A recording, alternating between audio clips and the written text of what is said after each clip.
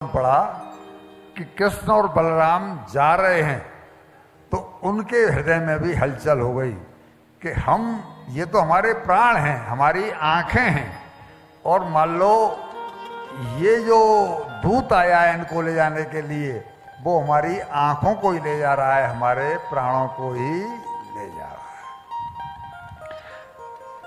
बोला गोपियों ने मन बनाया कि हम कृष्ण को नहीं जाने देंगे, और वो सुबह ही आकर के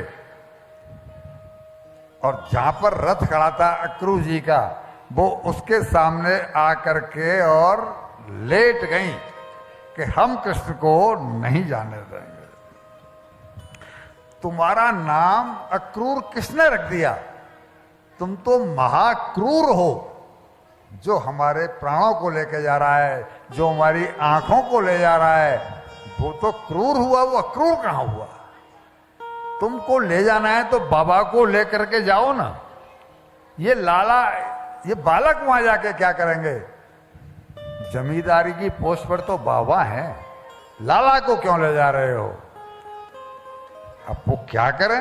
अक्रूर जी क्या करेंगे? भाई उन्होंने तो पूछ लिया था कि अगर चाहो तो आप मना कर दो, लेकिन वो जब चुप रहे तो वो घोड़ों के आगे और लेट गई और पछाड़ खा खा करके रोने लगी, क्योंकि भगवान श्री कृष्ण से गोपियों का इतना अधिक प्रेम था। अब जब लेट गई, भगवान कृष्ण ने भी उनको समझाया लेकिन समझी नहीं, तो रुदन करने लगी। विसर्ज लज्जाम, जो स्त्री सुलभ लज्जा होती है, अपने घर में भले ही आंसू बहालें लेकिन बाहर कहीं किसी को नहीं मालूम पड़े, उसको भी भूल गई और वहां पर धाड़े मार मार के रोने लगी। रुरुदुस्म सुस्वरम गोविंद दामोदर माधवेति, हे दामोदर, हे माधव, हे गोविंद, हमें छोड़कर मत जाओ।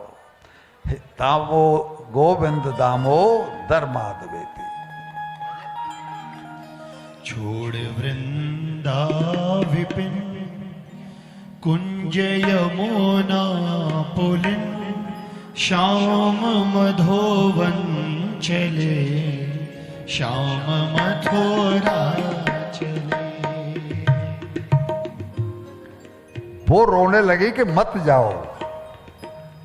जब मत जाओ के लिए तब उन्होंने हा दामोदर, हा माधव, हा गोविंद, गोविंद दामोदर माधवेति, मत जाओ, हम तुम्हारे बिना जी नहीं सकेंगी। श्री कृष्ण ने बहुत समझाया लेकिन गोपियां किसी भी कीमत पर वहां से हटी नहीं। तब समझ गए लाल जी कि ये मुझे जाने नहीं देंगे अगर मैंने इनको सांत्वना नहीं दी तो। और यहाँ भगवान कृष्ण ने जितनी वहां पर उनकी सखियां थी उतने ही रूप धारण किए और सबको अलग अलग समझाया, सबको अलग अलग समझा करके ये कहा है कि केवल 2 दिन की तो बात है, आज जाएंगे, कल रुकेंगे और परसों हम वापस आ जाएंगे। मुझे जाने दो, मुझे बारीकियां सीखने दो। उन्हें अपने प्रेम का सबको भरोसा दिलाया कि मैं तुमसे बहुत प्रेम करता हूं लेकिन मेरा जाना आवश्यक है। जब कोई भी गोपी मानने को तैयार नहीं हुई समझाने पर भी, तो भगवान को लगा कि इनको केवल राधा रानी ही समझा सकती हैं, क्योंकि वही उन्हीं की ये सब सखियां हैं, उनकी आज्ञा का ये पालन करेंगी।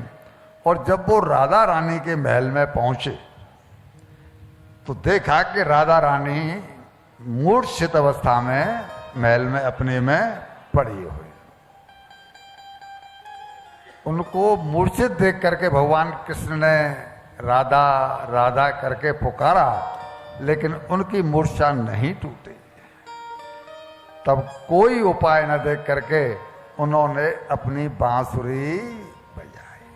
एक यही रास्ता प्रेम को, जिससे प्रेम जागृत हुआ, भगवान की बांसुरी की वजह से ही तो गोपियां उनको इतना प्रेम, उनकी इतनी प्रेम दीवानी थी। और जब बांसुरी बजाई तो राधा जी की मूर्छा थोड़ी थोड़ी दूर हो